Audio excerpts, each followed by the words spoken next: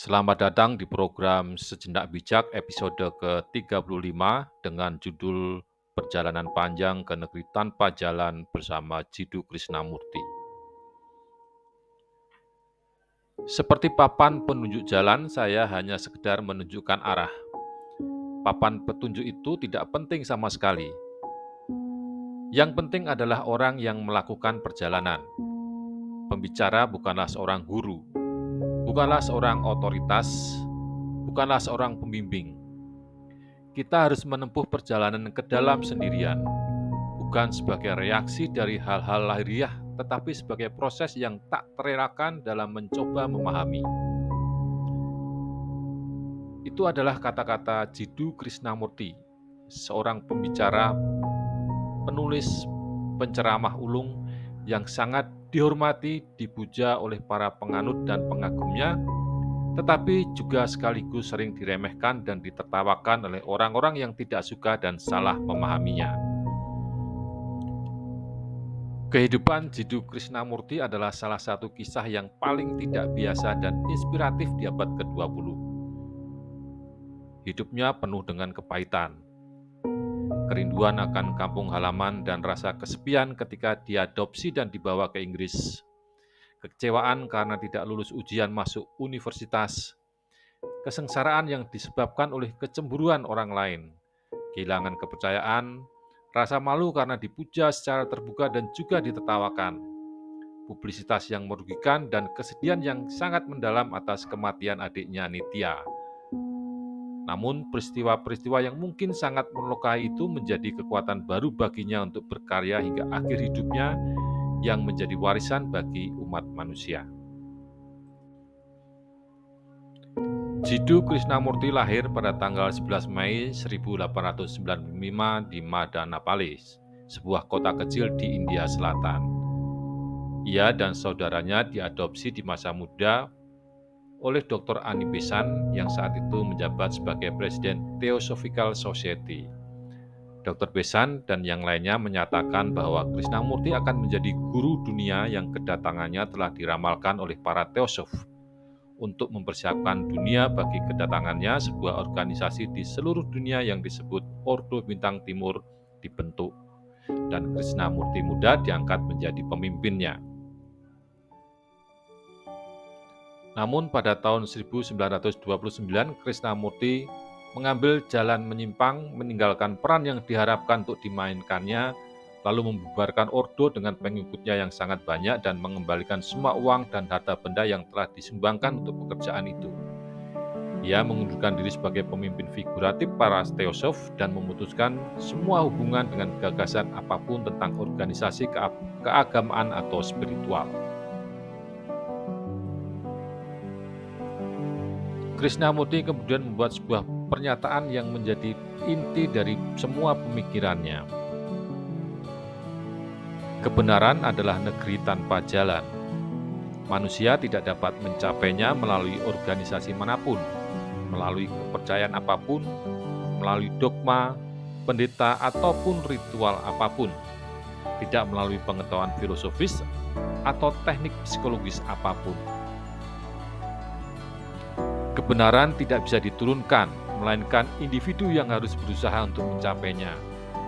Ia harus menemukannya melalui cermin hubungan, melalui pemahaman akan isi pikirannya sendiri, melalui pengamatan dan bukan melalui analisis intelektual atau pembedahan introspektif. Pada tahun 1922, dalam usia 27 tahun, ia pernah mengalami proses pencerahan yang berlangsung selama 3 hari berturut-turut, di mana ia mengalami kesadaran yang berubah. Ia menceritakan sebagai berikut. Ada seseorang tengah memperbaiki jalan. Orang itu adalah aku. Beliung yang dipegangnya adalah aku. Batu yang tengah dipecahnya adalah bagian dariku. Helai rumput yang rapuh adalah aku, dan pohon di samping orang itu adalah aku. Aku sangat berbahagia karena aku telah melihat tak ada yang akan kembali seperti dulu lagi. Aku telah minum air yang jernih dan murni dari sumber mata air kehidupan, dan dahakaku telah terpuaskan. Tak akan pernah lagi aku berada dalam kegelapan. Aku telah melihat cahaya itu. Aku telah menyentuh ulas asih yang menyembuhkan segenap kesedihan dan penderitaan. Itu bukan untuk diriku sendiri, melainkan untuk dunia.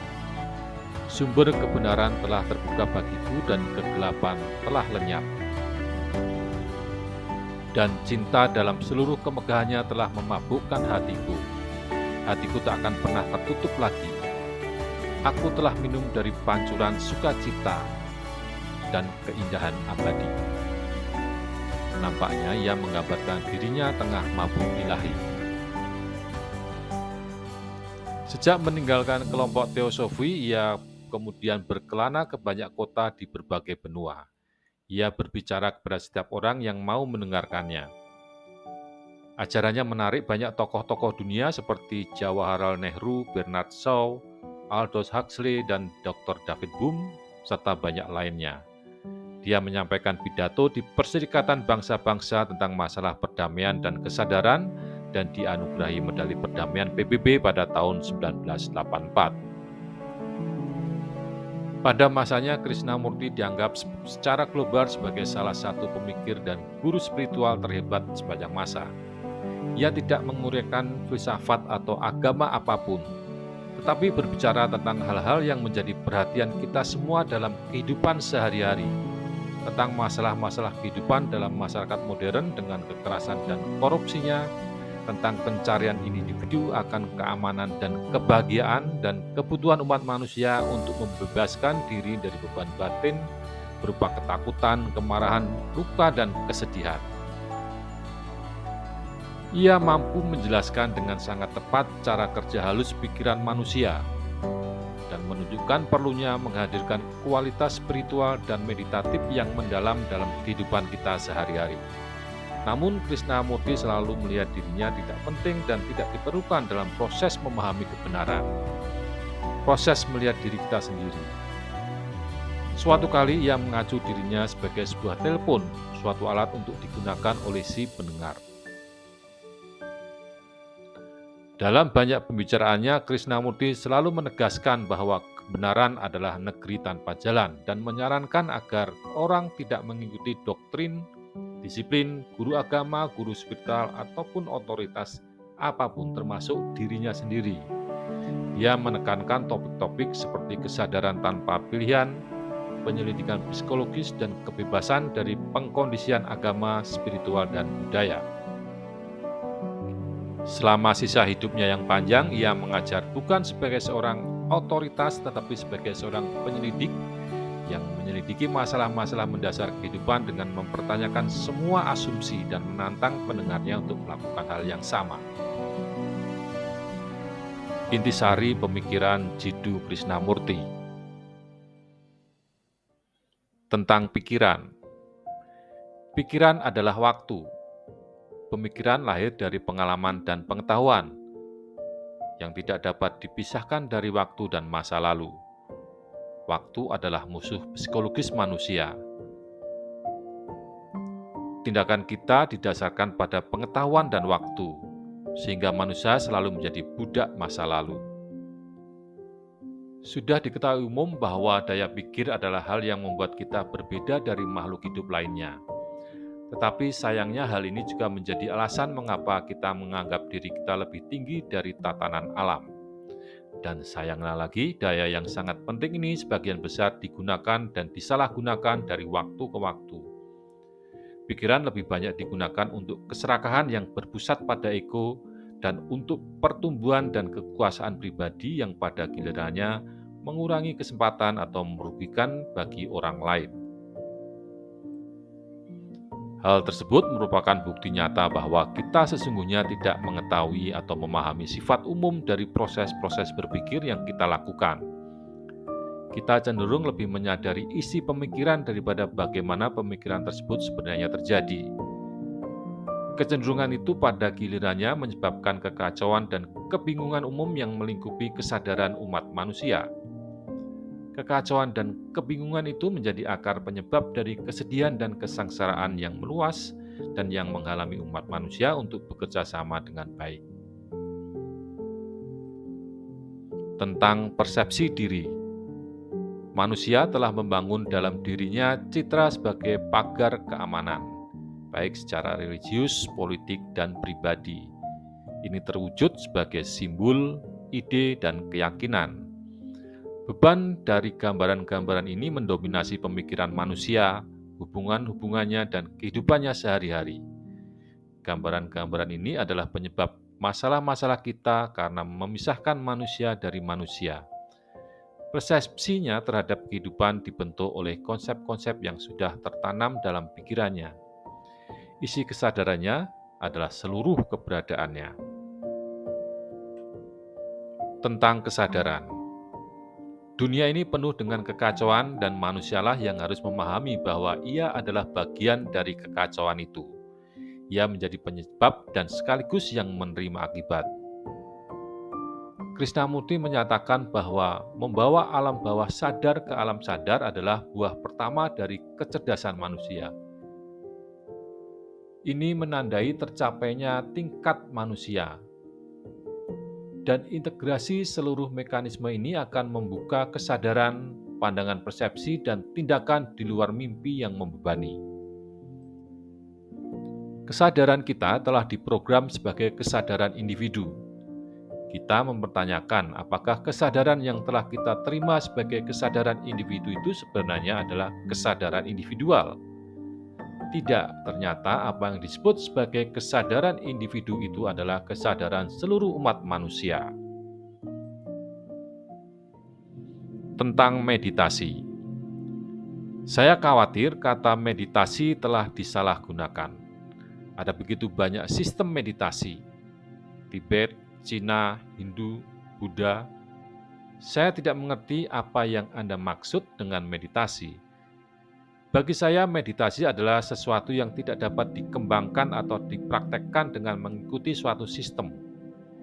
Itu harus datang secara alami, seperti bunga yang mekar. Anda tidak bisa memaksakannya. Meditasi dalam pengertian Krishnamurti adalah tindakan untuk menertibkan aktivitas mental kita secara keseluruhan. Tindakan itu menertibkan aktivitas berpikir tanpa campur tangan kemauan, pilihan, keputusan, atau tindakan lain apapun dari si pemikir. Ketika keteraturan muncul, pikiran secara umum menjadi sunyi. Dalam keheningan ini, sesuatu yang baru dan kreatif sedang terjadi, yang mungkin akan mengakhiri kesedihan, kesengsaraan, kekacauan, dan kebingungan yang menimpa umat manusia. Tentang kebebasan. Kebebasan adalah pengamatan murni tanpa arah, tanpa rasa takut akan hukuman dan imbalan. Kebebasan adalah tanpa motif. Kebebasan bukanlah akhir dari evolusi manusia, melainkan merupakan langkah pertama dari keberadaannya. Dalam observasi, seseorang mulai menemukan kurangnya kebebasan. Kebebasan ditemukan dalam kesadaran tanpa pilihan atas keberadaan dan aktivitas kita sehari-hari. Tentang agama. Apa yang kita sebut agama hanyalah kepercayaan yang terorganisasi dengan dogma, ritual, misteri, dan takhayulnya. Setiap agama mempunyai kitab suci dan tradisinya masing-masing, mediator dan pendetanya sendiri, dan caranya sendiri dalam mengancam dan menahan orang. Kebanyakan dari kita sudah dikondisikan dengan semua ini yang dianggap sebagai pendidikan agama. Namun pengkondisian ini membuat manusia melawan manusia. Hal ini menciptakan antagonisme, tidak hanya di kalangan orang-orang yang beriman, namun juga terhadap keyakinan-keyakinan lain. Meskipun semua agama menyatakan bahwa mereka menyembah Tuhan dan mengatakan bahwa kita harus saling mencintai, mereka menanamkan rasa takut melalui doktrin pahala dan hukuman. Dan melalui dogma persaingan, mereka melanggengkan kecurigaan dan antagonisme. Agama-agama telah menetapkan aturan, disiplin, sikap, dan keyakinan. Namun apakah hal-hal tersebut telah menyelesaikan penderitaan manusia atau mengatasi kekhawatiran dan rasa bersalah yang mengakar? Menurut Krishnamurti, kita semua mengikuti suatu agama secara membabi buta karena pengkondisian atau ketakutan masa lalu. Kita tidak mempertanyakan atau menyelidiki apa yang mungkin kita percayai atau tidak percayai karena takut. Dan siapa yang bertanggung jawab untuk ini? Para tetua kita yang mengkondisikan kita untuk percaya tanpa mempertanyakan. Apa yang kita lakukan karena takut atau yang disebut kepercayaan harus dipertanyakan.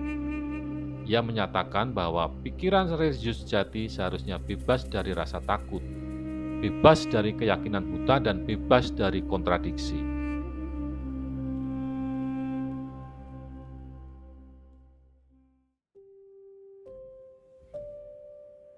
Tentang pendidikan. Sekadar memberi anak banyak informasi membuatnya lulus ujian adalah bentuk pendidikan yang paling tidak cerdas. Krishnamurti sering menyatakan bahwa tujuan pendidikan adalah untuk mewujudkan kebebasan dan cinta, berkembangnya kebaikan dan transformasi masyarakat secara menyeluruh.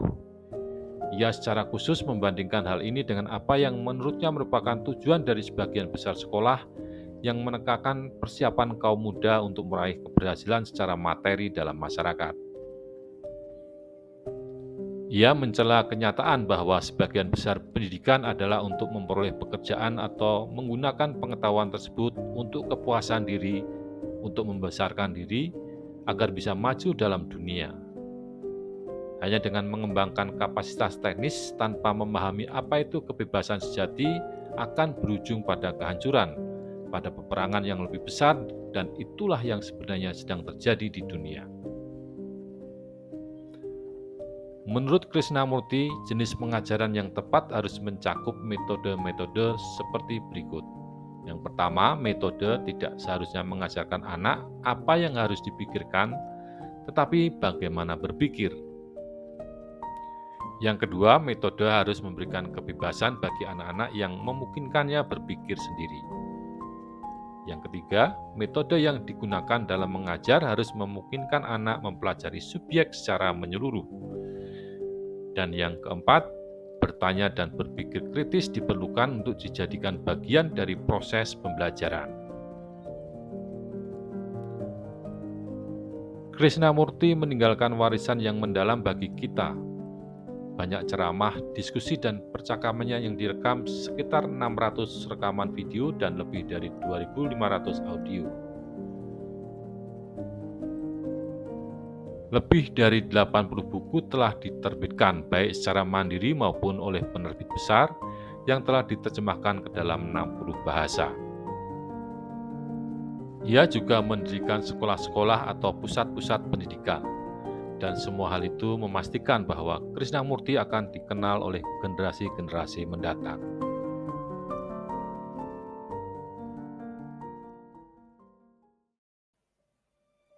Epilog. Tidak lama setelah kematian saudaranya, dia berkata, "Sekarang saya tahu bahwa ada keindahan dan kebahagiaan sejati dalam hidup ini yang tidak dapat dihancurkan dan dikalahkan oleh kejadian fisik apapun." Ketika ditanya mengapa dia berbicara, Krishnamurti menjawab, "Ketika seseorang melihat sesuatu yang benar dan indah, ia ingin menceritakannya kepada orang lain, karena kasih sayang, karena belas kasih, dan karena cinta. Dapatkah Anda bertanya kepada bunga mengapa ia tumbuh, mengapa ia mempunyai wewangian? Untuk alasan yang sama, pembicara berbicara."